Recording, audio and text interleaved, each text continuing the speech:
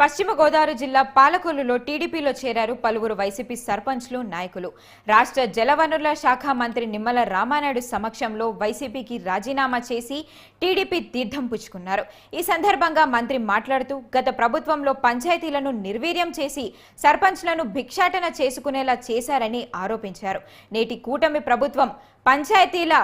ఆర్థిక పరిపుష్టిని పెంచి సర్పంచులు తల ఎత్తుకునేలా గౌరవించిందని తెలిపారు. వచ్చే సంక్రాంతి నాటికి అన్ని గ్రామాల్లో 4500 కోట్లతో అభివృద్ధి పనులు పూర్తి చేయడమే లక్ష్యంగా కూటమి ప్రభుత్వం పనిచేస్తుందని ఆయన తెలిపారు.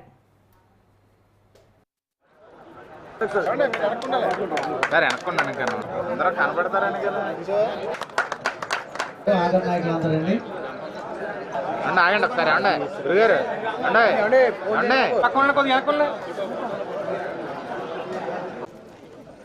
మన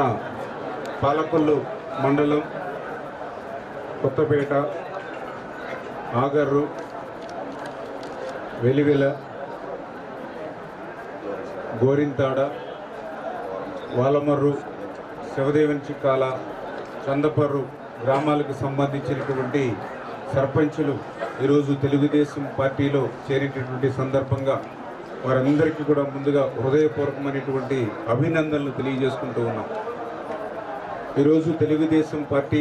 జనసేన, బీజేపీ ఎన్డీఏ కూటమి అధికారంలోకి వచ్చిన తర్వాత ఈ రాష్ట్రానికి ఎన్నో కష్టాలున్నా, ఎన్నో ఇబ్బందులు ఉన్నటువంటి పరిస్థితుల్లో కూడా ఈ 5 నెలల్లోనే అనేకమైనటువంటి సంక్షేమ కార్యక్రమాలు ఏదైతే అన్న మాట ప్రకారం పెన్షన్ 4000 రూపాయలు, 6000 రూపాయలు, 10,000 రూపాయలు, 15,000 రూపాయలు ఏదైతే ఇంటింటికి గడప దగ్గరికే పింఛన్ ఇస్తూ ఏదైతే పెద్ద ఎత్తున సంక్షేమ కార్యక్రమం దగ్గర ప్రతి నెల కూడా మరి 3,000 కోట్ల రూపాయలు, దగ్గర సంవత్సరానికి 36,000 కోట్ల రూపాయలు, 5 సంవత్సరానికి 1,60,000 కోట్ల రూపాయలు అక్షరాల